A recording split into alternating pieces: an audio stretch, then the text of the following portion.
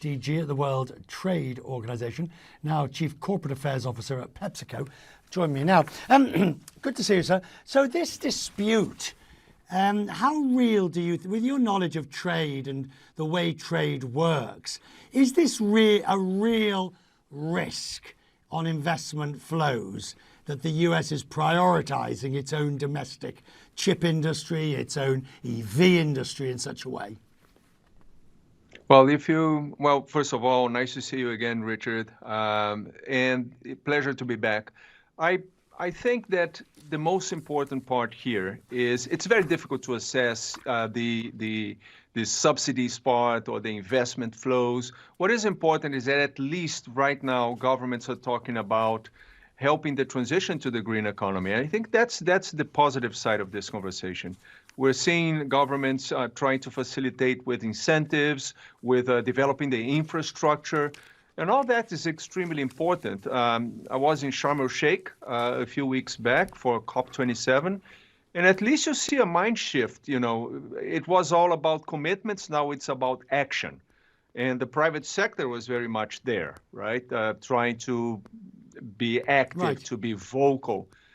So I think that shift is very healthy. And we are doing everything we can to help in that sense. We need to be perceived as part of the solution to this. I think that's where we should be focusing as far as that conversation is concerned. The way though the private sector helps, it's now starting to look like the private sector, perhaps, unless there's a case of all greenwashing, but in many cases, the private sector's leading the way. Well, I think we have to, because in many ways governments can be helpful. They can set up enabling policies, for example, but they're slow.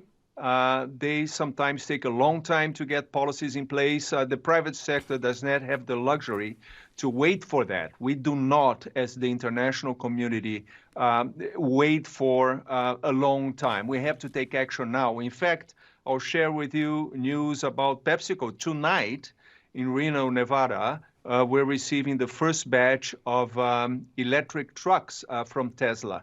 They're just 36.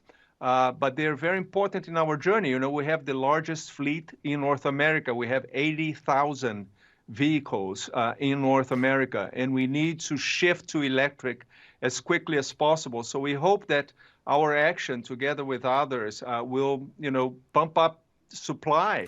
We need to scale up the supply of electric vehicles fast, and we cannot wait any longer. So we must be doing everything we can. Everybody has a role to play here. I think the private sector, PepsiCo, is definitely taking a part here.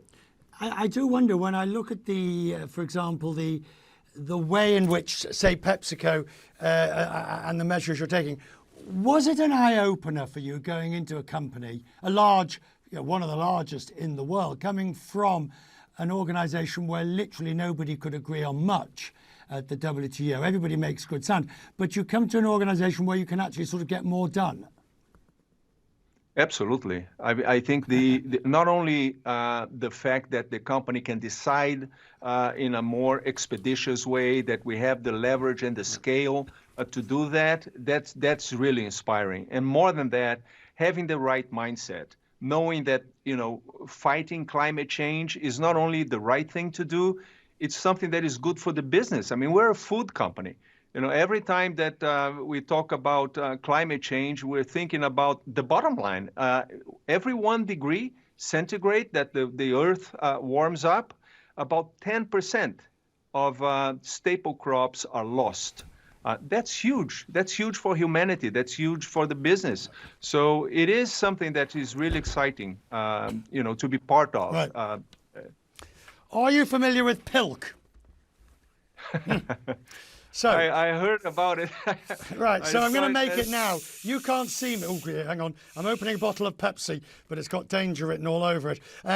So PILK is this idea. Pepsi's promoting a new drink for the holidays. It has an unusual provenance about it. Apparently, I pour 2/3 of Pepsi and 1/3 of milk. You can't see me doing this, but, and, oh my goodness. It could be the it could be. Well, I'm going to try it on air, so I'm still in one piece. Tell me how it goes. Well, if you'd served it at the World Trade Organization, you'd have probably got an agreement quicker from everybody than at the moment. It's not that bad. Actually, it's not bad enough. I think it probably needs a liqueur in there to make things taste a little bit more rounded. Thank you, sir. It is good to see you. I wish you well. I'll take my pilk and I'll say season's greetings to you. Absolutely. Same to you and to the listeners. All the best.